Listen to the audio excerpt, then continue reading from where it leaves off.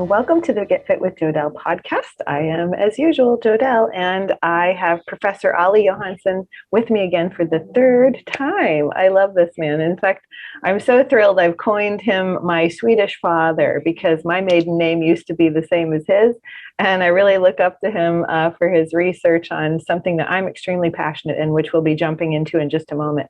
But for those of you who don't know much about Professor Johansson, I highly recommend listening to the previous two podcasts we did, which will blow your hair back due to the knowledge he brings on the dangers of the Internet of Things, 5G, the coming 6G, 7G, and more.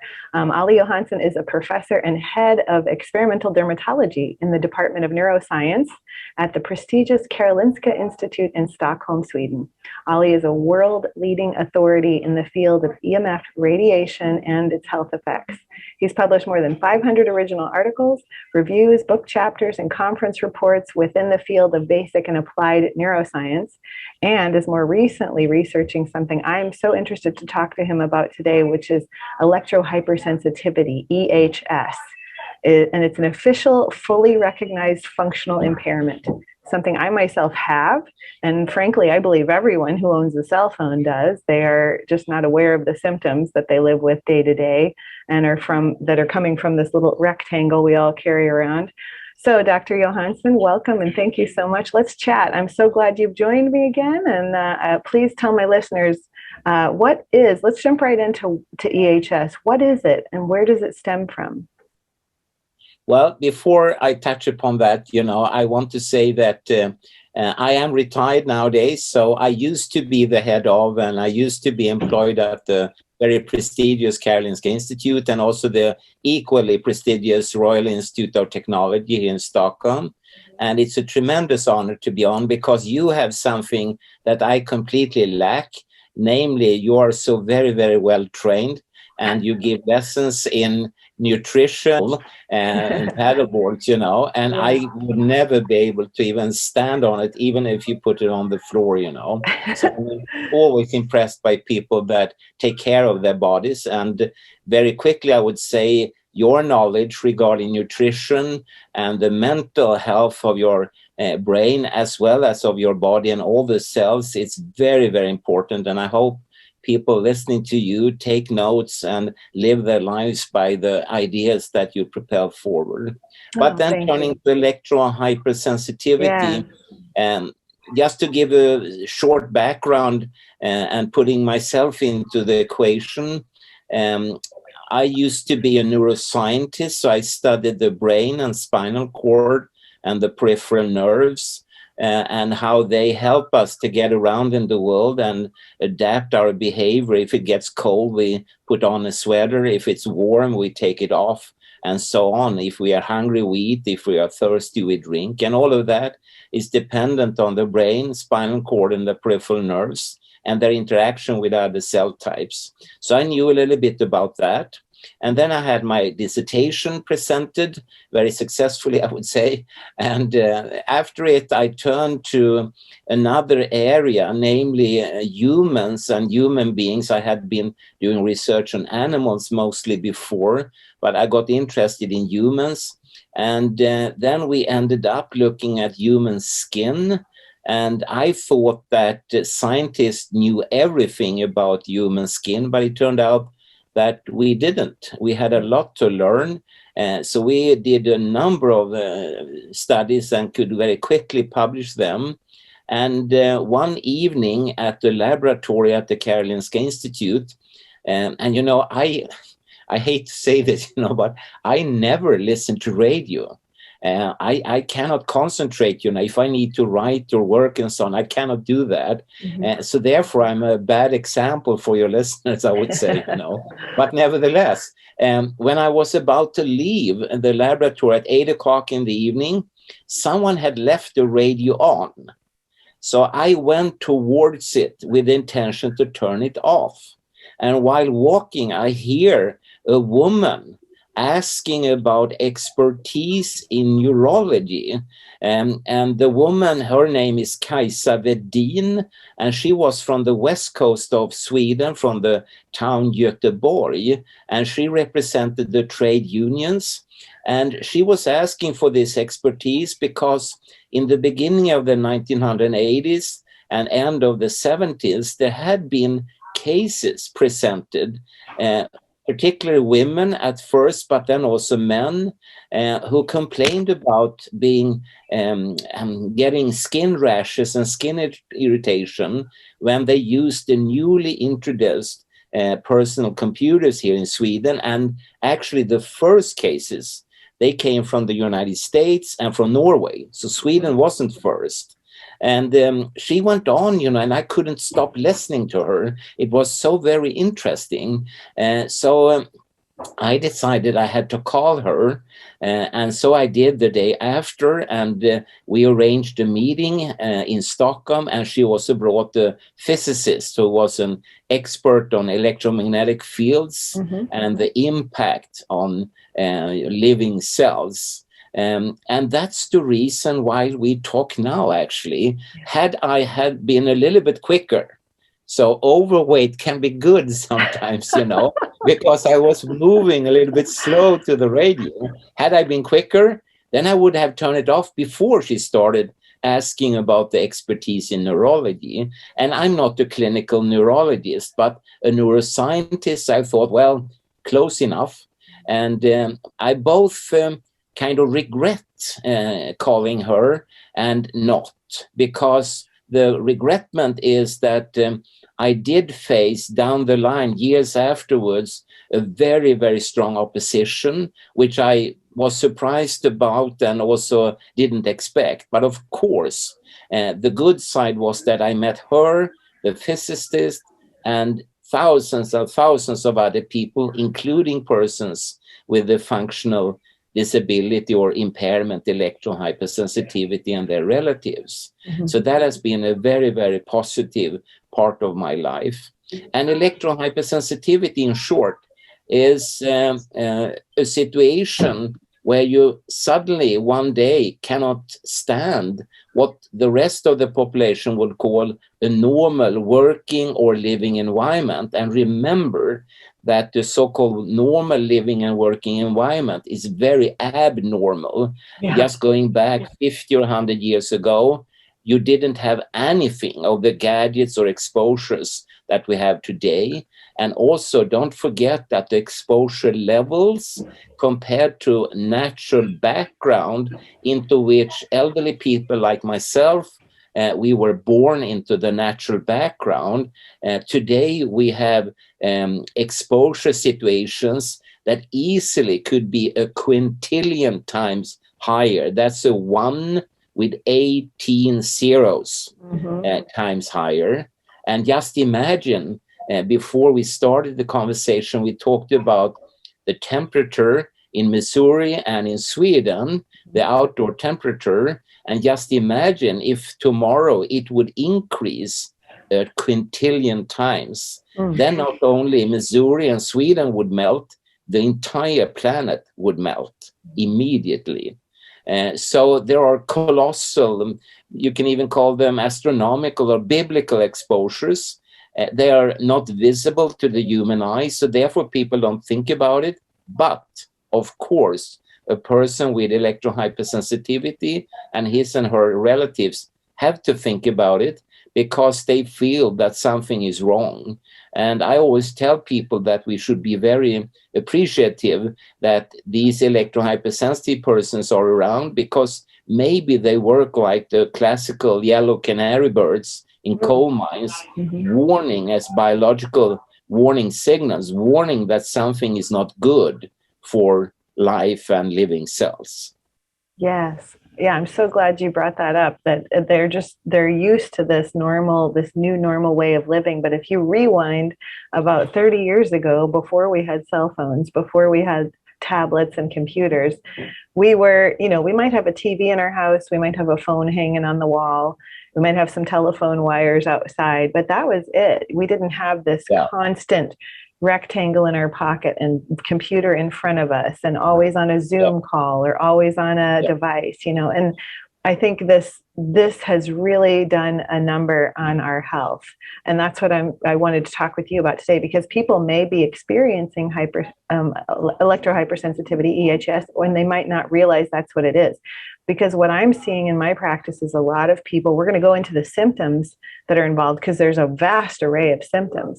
But what I'm seeing is a lot of people with neurological issues like numbness and tingling in their body, brain fog and tinnitus, you know, ringing of the ears. That's a lot of what I'm hearing. Not to mention, people their hormones have completely tanked to where they're putting on weight for no reason. They might be eating the best diet and exercising, but they're missing the link involved in their exposure to these devices is actually more of a harm than the food they're eating. Would you agree? Yeah, I totally agree, you know, and it's interesting you bring up tinnitus, because we did an investigation, it's like maybe 15 years ago, and that was the only symptom that actually every electron hypersensitive person had.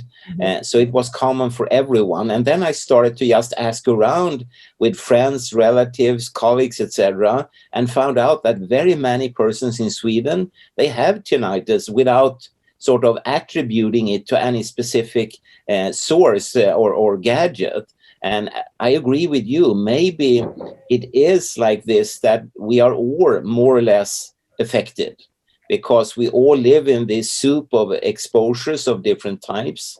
And we do have, like you said, brain fog. It's so common when you start talking to people, and a lot of other symptoms. And as you say, they may be living a perfect life, eating extremely well, taking care of their minerals, supplements, vitamins, everything. They're exercising and doing everything correctly, and still they don't feel well at all. And I always tell them, just try like for a week to live without all these gadgets on.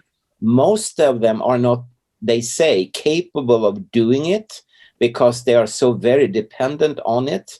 But the ones that try, most of them come back and say, wow, that was a relief. Wow, that was so good. So there is something both in the exposure, but also in the whole behavioral situation, that they are getting very stressed. And for instance, recently there was an investigation here in Sweden. It was found out that on average, a Swede would check his smartphone up to 200 times a day. Oh my gosh. But yeah, it's really a stressor, you know. And people are so afraid to miss something. I don't know what they're missing, but at the same time, it seems they are missing life, because they are constantly checking, you know. And instead of being cool and relaxed, and for instance, myself, I'm just waiting for you to ask me what kind of a cell phone I use, and then I will tell you I've never owned one. And I mean, after all, I'm a professor and I'm successful and so on. So you can make a good life without such a gadget. And the good side for me is that every human situation, like breakfast, lunch, dinner, going to the cinema, theater, and so on, I do it undisturbed. I eat relaxed and calm and composed, you know, and I see other people constantly, you know, getting calls or text messages, and they're checking, they're putting down the fork and knife, and then they eat, and then again, you know, and it's such a stressful situation. And I don't think employees really want to have it like this, but that's the effect of this connected society. And me being disconnected, I seem to gain a lot from that. I gain, you know, I gain time to think, for instance, and to put down words on paper and publish papers and so on. And it would be much more difficult if I constantly was interrupted. There's so much in what you just said, because it's the part where you said they think they're living life, but they're not living life. They've got these little rectangles, and they think this is their life, but yet Yeah, I life is know. happening on the other side of the rectangle. Yeah. And yes, I do have a cell phone, but I have it on airplane mode when I don't need it, because I don't want any more exposure than I have to have. And so at some point, I'd love to get a landline, but living in a camper, you can't really have a landline. But in the meantime, later we're going to talk about how to live in this modern world and not be so affected by it. Yeah. But you mentioned something when you said there's so many different types. And what people aren't realizing is that it's not just the cellular data on your phone. It's the Wi-Fi on your phone. It's the Bluetooth on your phone. It's the Wi-Fi in your car. It's the Bluetooth in your car. It's the Wi-Fi at your house. It's the Alexa and the Googles in your house. It's the smartwatch on you. It's the Fitbit that when you're exercising, you don't know how much radiation is going into your body. And when you mentioned what we don't see, I want you to talk about when we see 5 gigahertz on a Wi-Fi router. What does that mean? Because that's oscillations of radiation going into our body at seconds at a time. Can you explain that to the listeners? Yeah, at a very high frequency. And also, don't forget, it's a pulsed, polarized, modulated, very artificial type of exposure.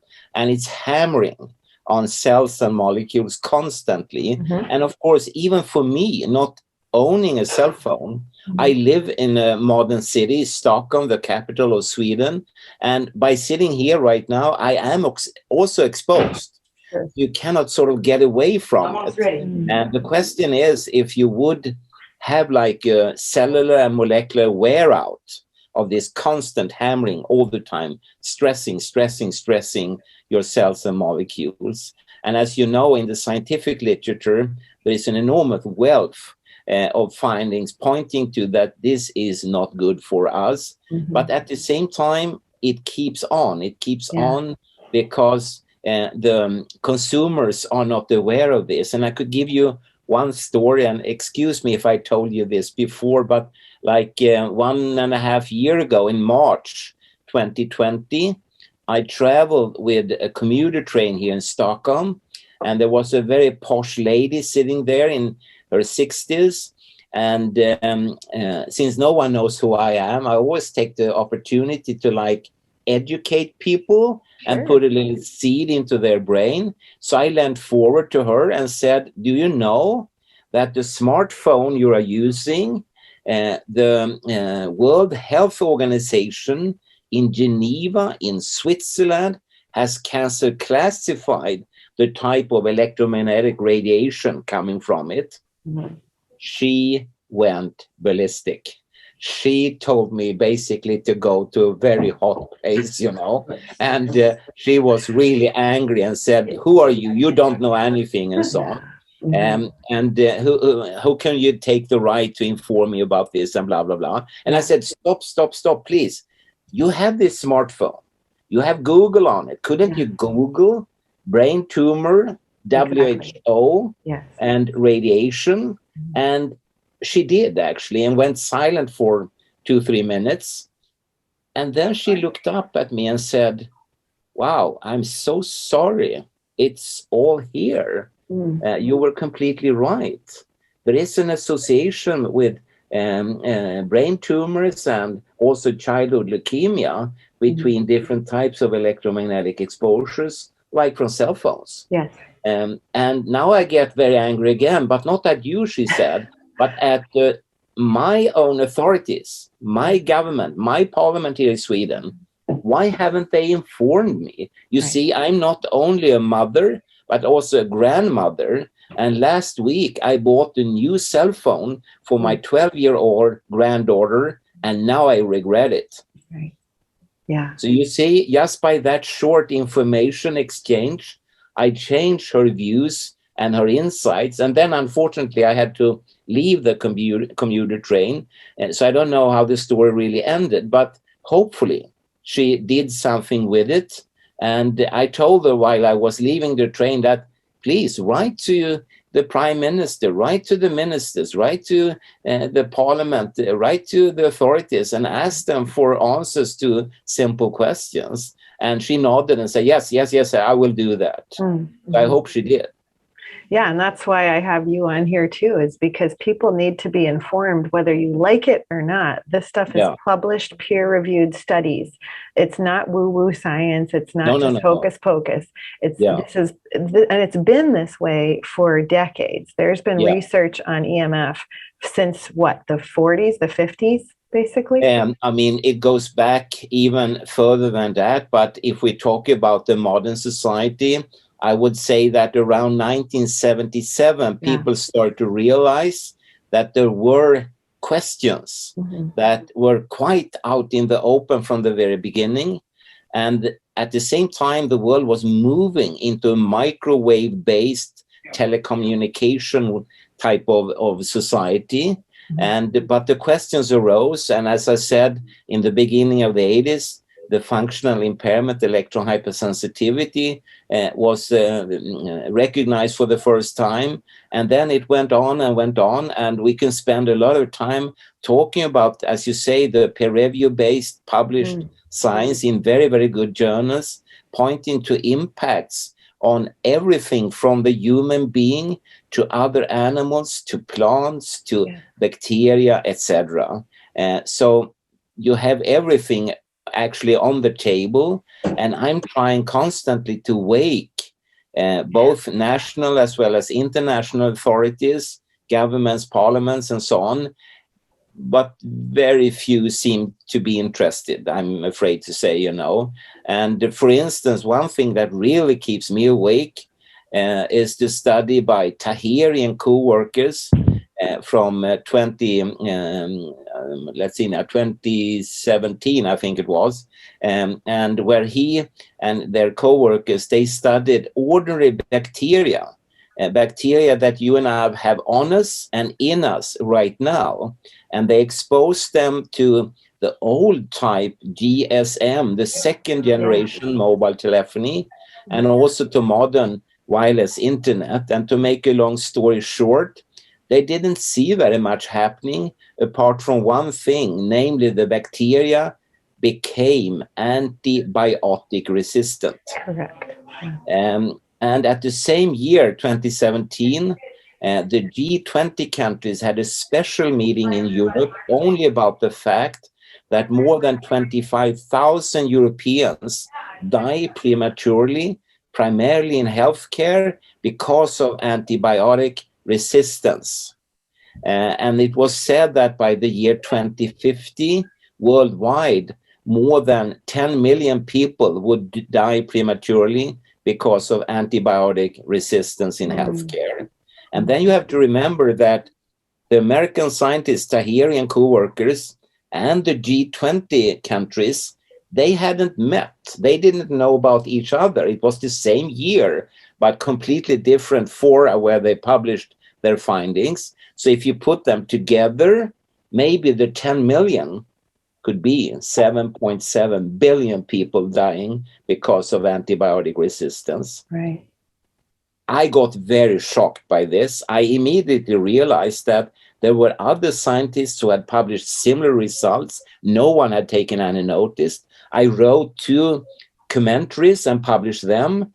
And then also I contacted a relative who is an orthopedic surgeon and asked her, tell me, I read headlines in tabloids and newspapers, I hear on radio and television about antibiotic resistance in healthcare. Is this a problem? And then she said, problem? Are you kidding me? This is an enormous problem. But as physicians, we are not allowed to talk about it. But if someone doesn't quickly come up with a new form of antibiotic, then people will start dying from a splinter in the thumb, as they did in the 1900th century. Wow.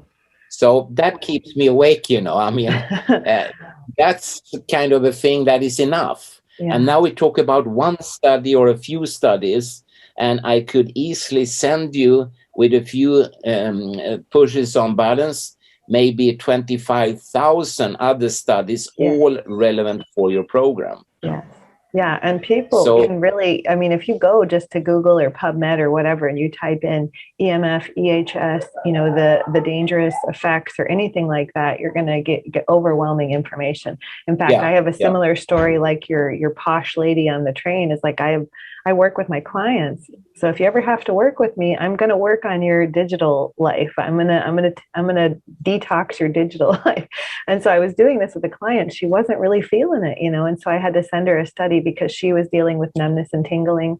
I sent her a study and I said, you might want to read this. And when she read it about EHS and how it affects you, you're one of those people that feels the numbness and the tingling and the nerve issues that are pain in the body can actually be EHS. She yeah, yeah, she was blown away, and she immediately started doing the things that I recommended to mitigate her distance from her devices. I want to link an article that you published on a website called Electrosensitive Society. So I'll have that in the show notes. And I also wanted to touch on a part of that article you stated called electromagnetic intolerance, or almost like an yeah, IE allergy. Usually general symptoms are tiredness, nausea, memory and concentration difficulties related to the use of TVs, computers, data screens, and then, of course, smartphones, electrical transformers, and even fluorescent lamps. Symptoms yeah, disappear in non-electrical environments. That was what yeah. you wrote in there. So let's talk about some of these symptoms that people need to be aware of. Could be an allergy to actually being on devices. Yeah, and that's a very important point you bring up, because to begin with, you can take symptom by symptom from a human being, um, like memory problems or concentration problems, and you can go to the scientific literature and see that in very well controlled animal experiments, they have been able to copy and mimic the outcome. So it has been proven it is because of the electromagnetic exposure, no question about it. Mm-hmm. And then, as you say, there is always a sort of personal array of symptoms. Some are very common, as I mentioned before. Tinnitus could be one of them, and there are others. And then you have persons with rather unique combinations, and therefore you have, especially you that try to help them, to have a very individually oriented approach. And it's difficult, I could say, from my own experience, to ask people to, put away all these very fun gadgets for like a month or two. That's very, very hard, at least for Swedes. They are soon back.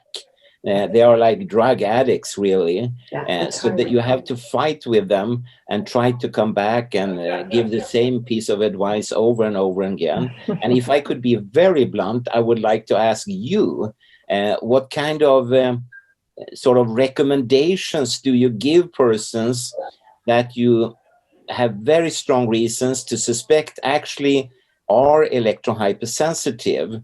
And I mean the whole range, yes. including nutrition, lifestyle, exercise, EMF, detox, and so on. What kind of general advice do you give? Oh, I love this question. Well, let me start by saying the most common symptoms I see that give me the wherewithal to know that they are, in fact, hypersensitive to electromagnetic radiation.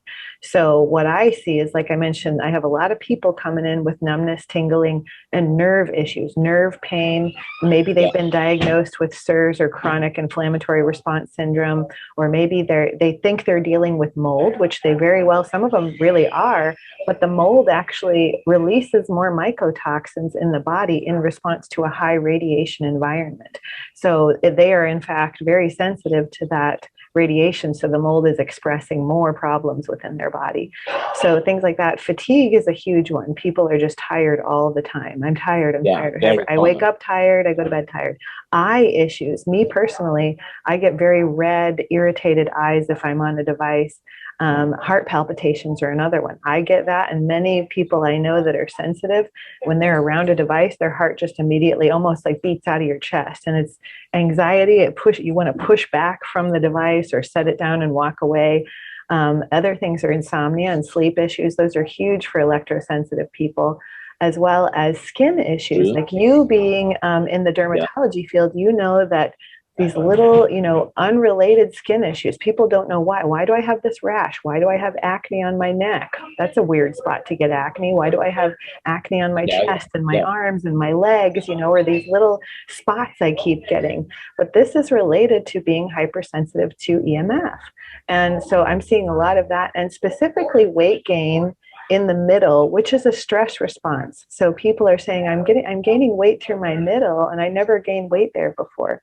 And what that is, that's a stress response. When cortisol, your stress hormone, is high, you'll store weight through your middle as a stress mechanism.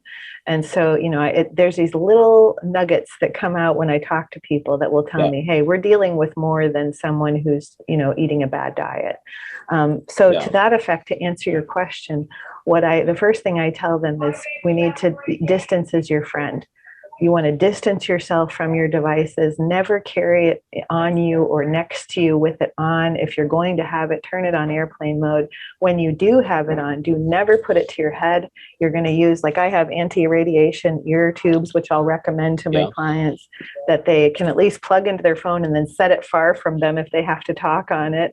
And then minimize their talking on it, as maybe just sending a text. What I do is I'll text on airplane mode, and then I'll set the phone down, and I'll tell them, turn your phone on and then press the button really quickly and move away while it sends the text, so that it's not next to your body and you're not holding it right here. Because if people think about the effects of where we're seeing the most problems, thyroid problems, digestive problems, women with breast cancer is really proliferant right now. And where do we hold this device? Right in front of all these areas, in front of our gut, in front of our chest, in front of our neck. So heart issues are very common right now. And we're radiating that device right into our midsection where we house all of our vital organs. And so, I'm telling them, distance your friend, turn everything off when you don't need it, turn it off in your car, deactivate the Bluetooth, deactivate the Wi-Fi in your car, or get a car that doesn't have those, as well as turning it off on your device when you don't need it. Turn off the Wi-Fi and the Bluetooth when they don't need it. Turn off the router at the house when you don't need it. And then plug in, get a hardwired line into your router so you're not emitting the Wi-Fi. So all of these are little things I try to do, making sure they don't have electronics in the bedroom. They're not sleeping with the enemy, I call it, where their cell phone's right by their head at night. And then as far as nutrition, I invite them to take a lot of magnesium, because these devices rob us of our minerals. Iodine as well, because iodine can help mitigate some of the effects based on the research of EMF. And I'd love to throw it at you. Let's hear some more suggestions of what you like people to do with these devices and their exposure. No, I would say, you have really covered it. I always add, also try to get them to be outdoors, exercise as much as possible. And keep away from cell phone towers and power lines and that kind of things. But as you say, the sort of combination of shielding and or distancing yourself from gadgets, that's a very, very good piece of advice. And it's interesting you mentioned like cars. I've just learned recently that in Japan, where the consumers traditionally are very health oriented, they are very prone to keep an eye on their own health and the health of their families and children. When you buy a car, many Japanese consumers nowadays ask for a simple switch where you can switch off all the Wi-Fi inside the car. Oh, very good. So now even international car manufacturers are starting to look into this, and maybe that will be an option in the future for any car brand. Any car would come with such a device. And you also mentioned the cell phones, and I'm particularly concerned about children because, as you said, they keep the gadgets in front of them, but very close up also. They sit and work with them and play and watch and whatever. I try to implant some seeds of understanding in the parents' brains and to get them to do something else. And along that line, in Sweden, is actually a company that produces, what should we call it, a case for your smartphone. and it will reduce the radiation somewhere in the order of between 70 to 99%. So it's a very dramatic reduction of the personal exposure, and it's a very cheap case. I think it costs like $50 or something. And if anyone is interested, they can Google the name, which is RP, which stands for radiation protection. So RP of Sweden. It's one word, rpofsweden.com. And then they can order air tubes, as you mentioned, these kind of cases for smartphones, for tablets, for baby alarms, etc., for Wi-Fi routers, just to bring down the exposure as much as ever possible. So I think you have very elegantly covered most of the things. And then again, you have always to sort of person to person adapt the advice you give and try to find solutions as good as ever possible. Many persons in Sweden, they report feeling very well sleeping under one of these microwave shielding canopies, which you can buy. And it's like a traditional tropical insect net, you wrap around your bed, but it keeps not the mosquitoes out, but the electromagnetic fields. And in Sweden, at least, more than 1/3 of the population has actually grave problems with nighttime sleep. Yeah. And it could be many factors to it. But when scientists have done controlled experiments, they have shown that different types of electromagnetic fields will have a strong impact on the nighttime sleep. And scarily enough, it will obliterate the stage 4, what we call the dream sleep. So it's more or less completely gone. And it's only during the dream sleep or the rapid eye movement sleep where your cells in your body are cleaned and repaired. So the question is, in the long-term run, all these problems we see, has it to do with the simple fact that the cells, they're trying to do their best in our bodies, but without the rapid eye movement sleep in the night, and you have like 4 to 6 episodes of it, they cannot clean themselves, they cannot repair themselves. And as you know, there is a lot of cells in our body, but even a lot can come to a critical point where you suddenly one day wake up and feel a lump in your breast, or you have a problem with your stomach, or you just feel very, very tired. And it's interesting you mentioned this tiredness because, well, again, here in Sweden, so many people are so tired, and I cannot help. When I, for instance, go with an aircraft or with a train or a taxi, I always look at the airline captain or the taxi driver thinking, did you sleep well this night? Are you up to your capability or not, Are you tired? Yeah. And because, as I said, 1/3 of the Swedes have grave problems. Is that one of the persons I meet? And will that end badly for all the passengers in the aircraft? So it's a very active question. I know the Swedish parliament and government, and authorities, they are discussing these issues from different points. So there are eyes on it. And I'm, of course, I feel stressed because I would like to do controlled experiments. Being a retired professor, it's nice, but you are very hampered.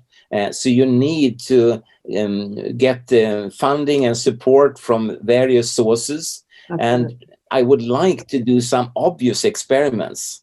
And most of the time I'm just sitting and waiting, we cannot do that much as we would like to do. And we have a special fundraiser call, which I sent to you right now, which concentrates a lot on effect on pollinators like honeybees.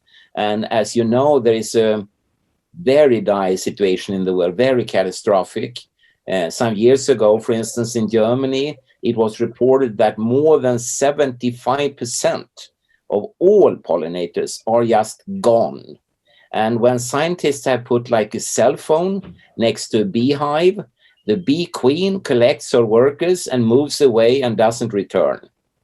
So my question to anyone, the president of the United States or the prime minister of Sweden, do we really know what we are doing right now? And I think the answer is no, we don't. And I get stressed because, you know, I'm old. So it doesn't matter if I die soon, which I will do anyhow, but all the children and grandchildren and so on, what kind of a world are we giving to them? Shouldn't we be more on our toes and try to investigate before it's too late? So, oh my gosh, like so much of what you said, there's to see, this is why like I wanted to have you on. This is what people need to understand is there's so much that we need to invest our time researching and looking into and funding those who are doing the research, because this means our life. Like this is our health and our life, and it's not just about the food, and it's not just about exercise anymore. It's like we really have to take a step back and look at, if this is going back to the sleep, if this is affecting us on a sleep level, and so many people, I mean 70% of the world's population has sleep issues, and could it be that it's this high based on the fact that everybody's sleeping with a cell phone underneath their pillow? And could it be that that's leading to the demise of more diabetes, more heart attacks, more weight gain, more issues worldwide, because we're not getting that cellular repair at night? So just the act of, like you said, I do work individually on, like, let's do one thing at a time. Let's just turn off your cell phone at night, turn off your Wi-Fi at night and nothing else, and go to sleep. Number one, I have yet to have somebody come back to me and say, oh, I didn't notice a difference.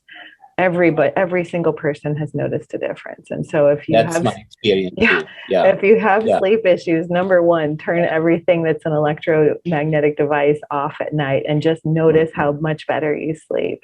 Could I just quickly say, I had an example some days ago with a mother, and she had one of these wireless baby alarms.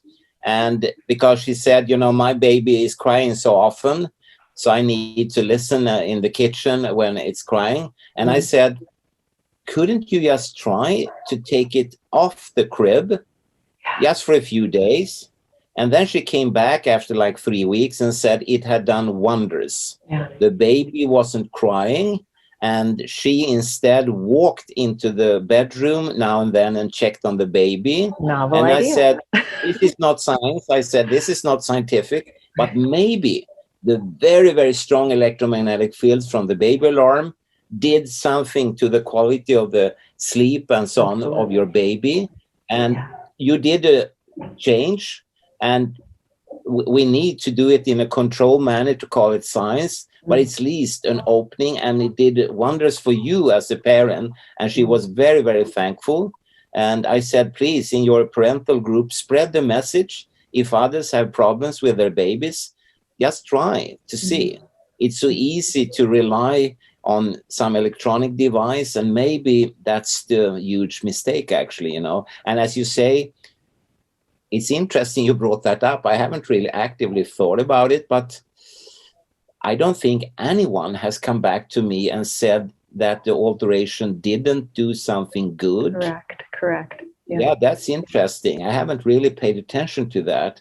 I don't have anyone. Maybe they don't dare to tell me. I don't know, but they are overwhelmingly positive and say, "Wow, this really made a difference." And here in Sweden, for instance, nowadays it's becoming more and more popular with what do they call it? Digital retreats, meaning that people will go away, like for a weekend, a week, a month, whatever, without access to any of the gadgets and living in the old-fashioned natural type of life. And again, I only see smiling faces. Many decide, to not take up all the gadgets again. One woman wrote to me some years ago and thanked me and said that the family had bought 2 big Labrador dogs instead of sitting constantly by the cell phone or tablet. And it had revolutionized their general physical stamina because they had to walk the dogs like 5 times a day. So she said it was wonderful. And she also meant that the family had come together in a much more meaningful way. And they were having classical sit-downs, playing like, cardboard games like Monopoly and so on together with their kids, which are in the teens. Yeah. And she said it's really revolutionized everything. And I mean, these are so common, these type of stories. Yeah. And I was last Saturday at a meeting here in Stockholm and with pretty young people, and they all complained about that they were hooked up on social media like Facebook, Instagram, and so on. And they felt addicted, they felt dependent, and they wanted to get out of it. And I said, since they were like in their 25, 30, 40 years of age, wow, I mean, you are adults. Yeah. If, as far as I understand, you just take this app symbol and move it to the waste bin, Right. and then it's gone. Yeah. Right? And they say, yeah, that's it. Right. Is that what you should do then? Yeah. I mean, it's like you have some very stinky socks. Shouldn't you put them away somewhere, And people look surprised, but I also felt that some of them were not really prepared to do it. Right. They were complaining, but they were not still really prepared to take that step. And some women said they were afraid to lose, contact with friends and so on. And I said, that's understandable. Maybe you can do some kind of a compromise. Only have it on your laptop, only looking like half an hour a day, not constantly bring it with you, because then you can also leave your cell phone back home and go for a walk or anything, And so hopefully people will listen to it. And I'm sure in the future, it will be as if, I remember they interviewed in Sweden, one of the richest person here in Sweden, a very, very nice man. And the reporter, a woman, she asked him, tell us, what's the best of being so enormously wealthy as you are? And then he picked up her cell phone and said, I don't have to use these. That's cool. So that was a message, Yeah, very cool indeed, So it's a social divider in that sense, that if you can afford it and your boss allows you, please put it away as much as you ever can, and maybe even think about getting rid of it altogether. You can have a landline stationary telephone. You can have a shielded landline for your computer or laptop. And for the rest of the time, you do other natural things, like paddleboard. I do that, yes. And I take my board out and I leave my phone at home because I don't need to document myself paddling. I want to enjoy life. I don't need to create a life online. And I think that's what people are missing out on, is there's so much pressure. There's so much comparison of like, I got to post this so everybody knows what I'm doing. Yeah. Well, who cares? Like, just go out and do it, and enjoy life. Yeah. Don't feel like you have to measure up to anyone else. Yeah. But, here in Sweden, it's actually reached tragic levels in the sense that last year it was investigated and found out that particularly younger women, they would go like to a bakery and they would photograph the cupcakes, but then they would post them as if they had baked them. They would go to shop windows and photograph the setups there, like furniture, and say, this is my home. Oh my goodness. Because they need to show off all the time. They think at least, And I'm always amused when I go to like a coffee shop or a restaurant and people getting whatever they are getting and photographing it. They must have like billions of photographs of, cinnamon buns, coffee cups, and pizza slices. Yeah. And for what? For what? So it's a really odd situation. The pressure and the stress and the anxiety, because one of the main symptoms I hear people talking about, which is why I end up putting a lot of people on magnesium, because magnesium deficiency, one of the symptoms is anxiety, but because the devices rob us of our minerals and deplete us of water out of our cells, so people are chronically dehydrated and lack of minerals, and that's another form of EHS. And so it's like then they they wonder where all this anxiety is coming from. And I got to post so people know what I'm doing. And that's more anxiety and more stress. Yeah, And it's yeah, like this vicious circle of yeah, being so tied into these devices. I want any of the maybe practitioners or clinicians or doctors to know that if they don't know this fact, I found this fact really interesting. So EHS, I believe they have created an IDC code for doctors to legitimately yes, classify as a yeah, diagnosis for which the WHO, the WHO calls it idiopathic environmental intolerance. So doctors could be helping patients mitigate the effects of EMF and Wi-Fi. And I think if they knew that there's an actual code, you don't have to prescribe some medication, but what they no, could do is say, and, you have a legitimate yeah, idiopathic environmental intolerance. You need to yeah, separate yourself from devices. What do you think yeah. about that? No, I agree. And the ICD-10 code for from the WHO is W90, if anyone is listening and wanted to Okay. know it. And as you say, it's a symptom based, so it's about the symptoms. Still, the actual disability is dependent on the environment. So the environment is the patient, and the environment needs to be treated through shielding and distance and all of that. But the physician can, of course, help the patient regarding the symptoms and put them on sick leave and getting economic compensation and so on. And now I'm talking about Sweden. I know the situation is different in other countries like the US. Yeah. But you mentioned something else, which I completely forgot, which is so important: water. Water. When I meet persons, not only electro hypersensitive persons, but most Swedes drink too little water. Right. And they drink sodas, for instance, but that's not water. No. So I always ask them, and they have to keep like diary for some time. And when we check it, it turns out they're drinking far too little water.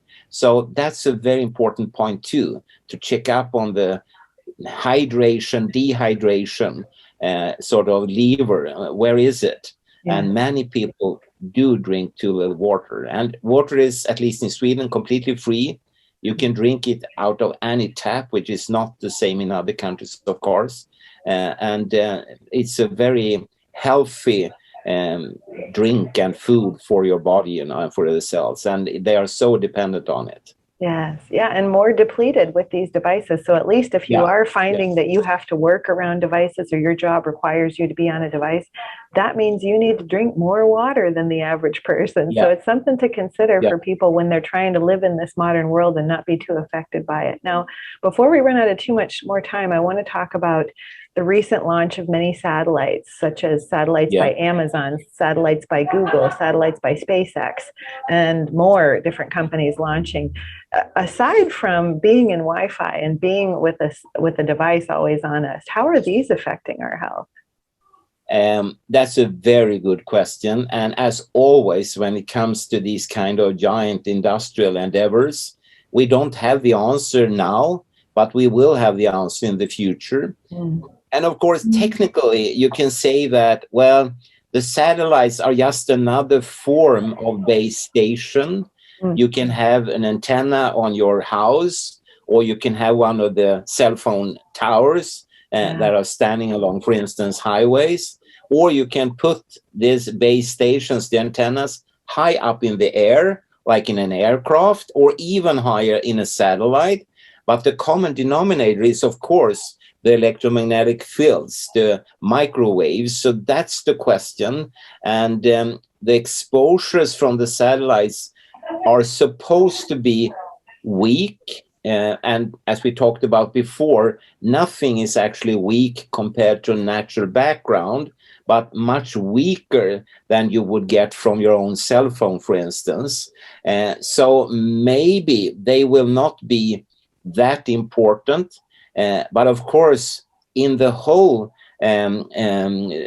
equation, we already know so very much. So if you would ask me, what should we do? I would be very Swedish. Swedes are very blunt, and I would just say, turn it off.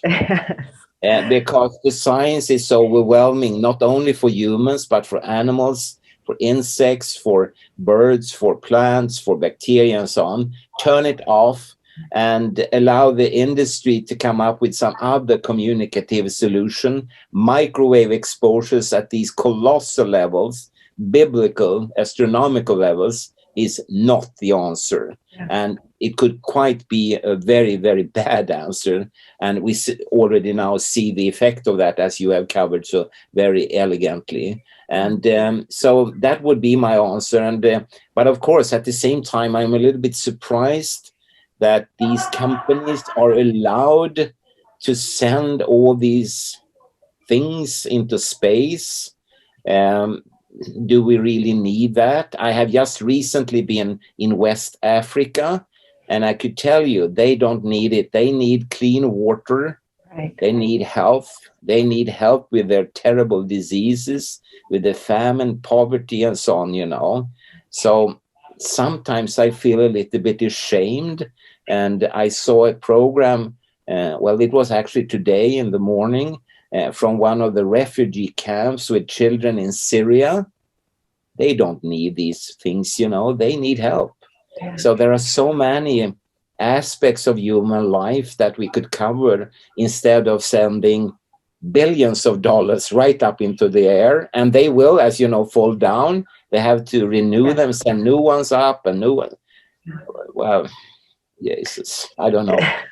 It is. It's very troubling. And that's why I want people to be aware of it. Like there's some things in our atmosphere we can't control. But so we want to focus on the things that we can control.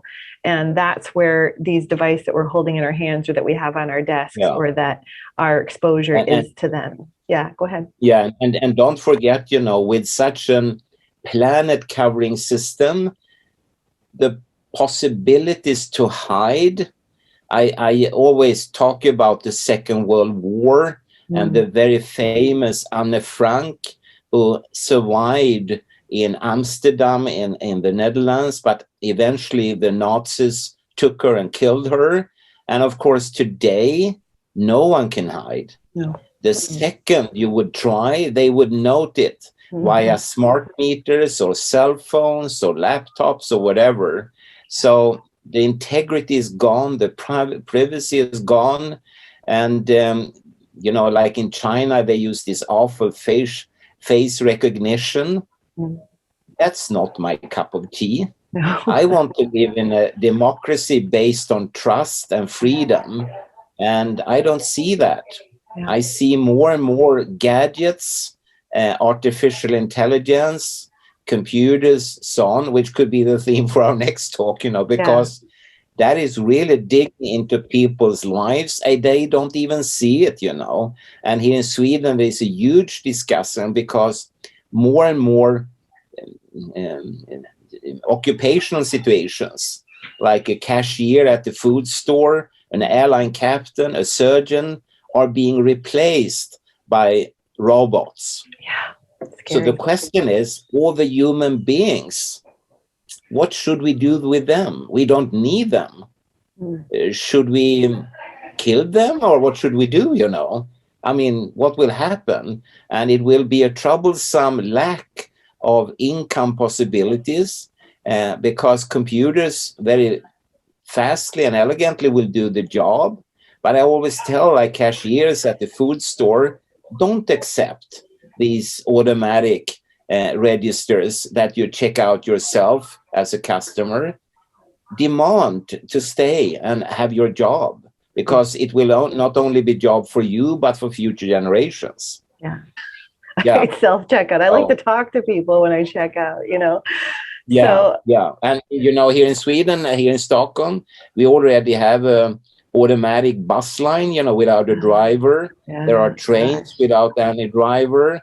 And the Scandinavian airline system, I read, have already done full-scale experiments with airliners without any personnel in the cockpit. So things are changing rapidly as we speak. And it looks very good, but is it? Question mark. Okay, so one other big question, we've kind of touched on the fact of weight gain that's really overwhelming in the world. And like the reason I want to bring this up, as I've mentioned on other podcasts, there's people putting weight on at a rapid pace for no apparent reason. As we're going to talk about, there is a reason, but there's published data on electromagnetic radiation, how it affects blood sugar, insulin. It affects digestion because, again, like you mentioned, it's obviously messing with our gut bacteria. Yeah, yeah. So do you think that exposure's always carrying this phone on people, do you think this is affecting their weight as well as their health? That's a very important question, and it has been debated quite a lot the last 3-4 years, I would say, and it's not settled. Okay. It could be either way, I would say, but also behaviorally, when people do more and more of this, checking their smartphone, and less of normal human exercise, then of course they could put on weight that way as well. Yeah. And people, you know, when you ask an ordinary person on the street, I generally tell them, you know, I would like to count all the cells in your body, all the muscle cells, all the nerve cells, all the skin cells, and so on. And when I'm through, I tell you that more than 90% of all the cells are bacteria. Then people always go, no. But that is actually true. Yeah. More than 90% are bacteria. So now the lump of bacteria you call Olle is talking with Jodel's bacteria, you know. Yes, and of course they are affected, you know, by electromagnetic exposures, again, being so artificial and at such colossal levels. And don't forget also all the chemical exposures via food, drink, air, soil, etc. And sometimes I get the feeling it's surprising that humans and animals and plants are so adaptive. They seem to withstand these very, very big changes, but only to a point.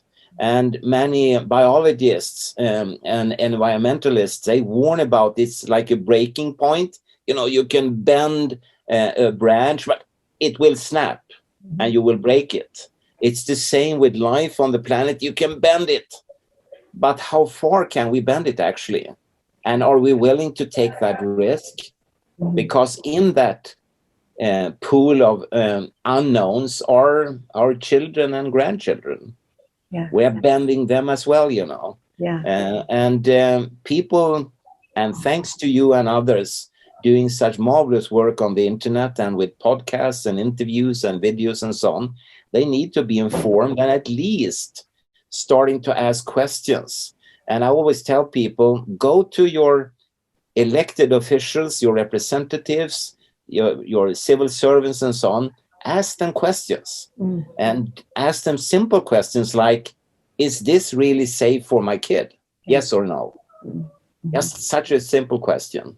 And I don't know if people do it or not, but I hope that they will listen more to people like you and really engage and start to checking for facts rather than just talking and checking their cell phones, you know. So yeah. Well, and I'm glad you brought up children again, because you'd mentioned something earlier that really made me think about, like, there's so much of like parents giving their children these devices and depending on them as little babysitters and stuff like that.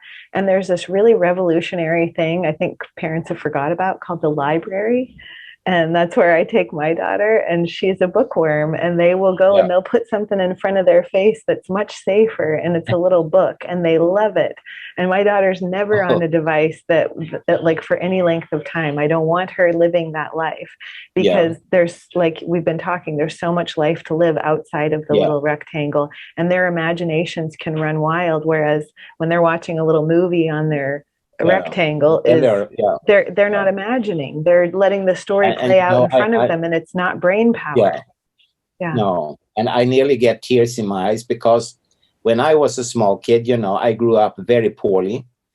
We didn't have very much at all, and then I started school in Sweden, and at that particular school, as in every school at the time, there was a local school library. And our teacher, a rather young lady, she took us there, and then the librarian realized that I didn't understand what a library is. So she helped me and explained that, you know, Olle, you can borrow books and take them home and read and look at them back home. And for me, it was like heaven, you know, because this small library, maybe they had like, I don't know, 1,000 books or something. But since I have a streak of Asperger, I didn't want to leave anything to chance. So I immediately realized that, no. I have to start on A and work all the books. Oh. So I actually read every book. Oh, Every book. Even the, at that time, and this is a long time ago, the forbidden ones that had a red colored back, and they were for girls. Oh. But I read them too, you know. You know, yeah, wow. You learned a lot. Yeah. Yeah. And awesome. It was so fascinating that you mentioned this, because when I meet people, I always try to remind them, because here in Sweden, we still have a lot of excellent libraries. Very, very good libraries, you know, and with very, very good staff that could help you. And when I visit them, I do see that there are not that many visitors. Most of them are elderly, not very many children, although they have fantastic sections of children's books. But as you say, the children are prone to sit with this rectangle and watching a pre-made story, which can only end in one way, nothing more. Right. So it's a very good suggestion, yes. Yeah, and then adults. And when I came to, and in Sweden, you know, we have the letters you don't have, O, Ä, Ö, so 3 extra letters. It doesn't stop at Z, but it continues. And then one day I was through. And the librarian, she saw that I was a little bit bewildered, but she solved the whole situation very elegantly and said, you know, Olle, there is a much bigger library in the center where we live. It's mainly for adults, but I will fix so you get one of these lending cards, librarian cards, so you can go there. And I still remember when I came there, because it was like an open space filled with shelves. Yeah. Now we're talking about tens of thousands of books. And so that was Christmas for me, you know. Yeah, that's my kind of Disney World, is walking into a library, because it's for adults too. You know, you don't have to read on your phone. You don't have to buy iBooks. You can buy, you don't even have to buy books. You can go to the library and get whatever book you're into, and they'll never run out, because there's libraries everywhere. Like I live in a certain county, and I can go to like 5 different libraries in my county. So I'm never going to run out of books. And the cool thing is if I buy books, I take them to the library and I donate them, because anytime I need them, I can go get them again. So it's like I don't have to store my own books. The library will store them for me, and I can go check them out when I need them. That's very smart. You know, what I do is that I actually bring them out in the public room, and then I give it to persons in the underground or at the bus or something.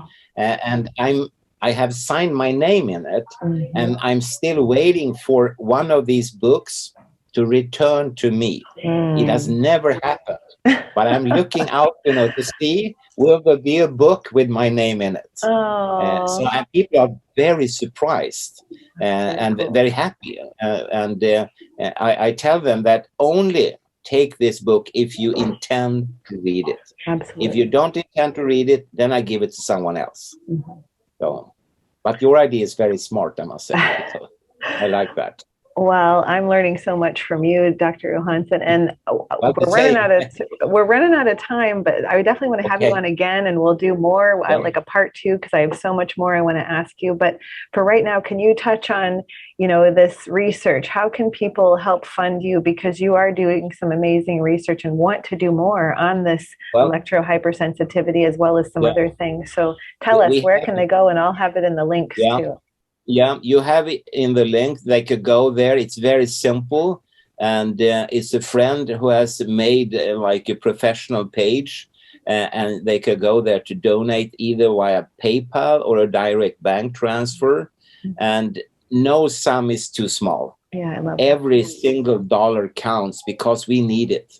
And in it, there are different projects we want to pursue. And right now, we are very much into pursuing the investigations of reduction of pollinators like honeybees. But we also have other projects that are equally important.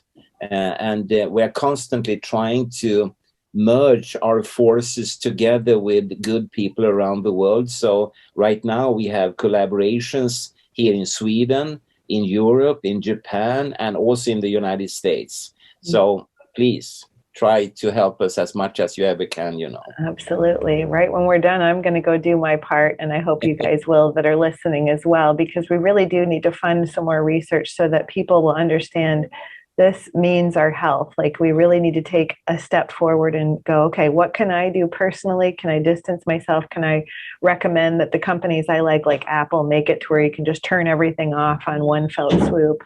And then also fund these people that are doing the research, because this could be the difference between you watching this right now, developing breast cancer within the next 2 years, you know, learning about how to keep it off of your chest, learning about how to buy products that don't have wireless communication and stuff like that, and then funding those people that are doing the studies. So I really appreciate the work that you're doing, and I want to help any way I can. So thank you for your time today. It's been awesome. Saying thank you so much, you know, and now I will go and buy a paddle board, you know.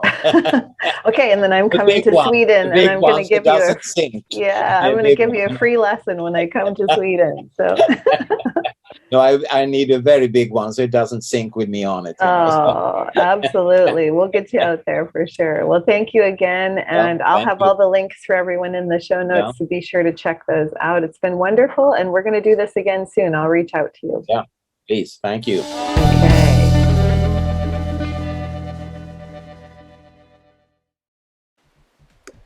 Promo code alert. What is one of the easiest tips to improve your sleep and lower your stress?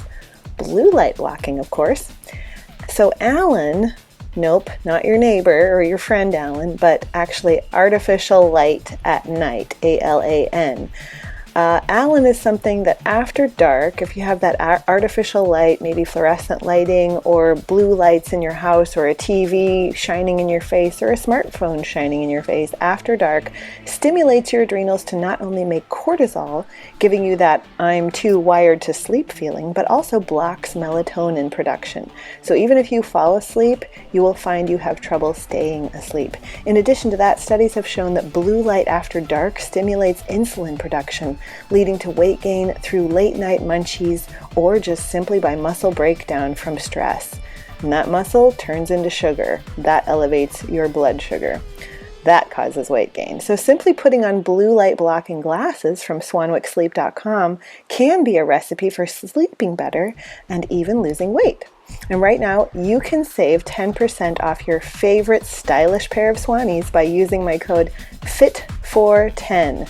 That's FITFOR 10. Visit swanwicksleep.com and use my code today.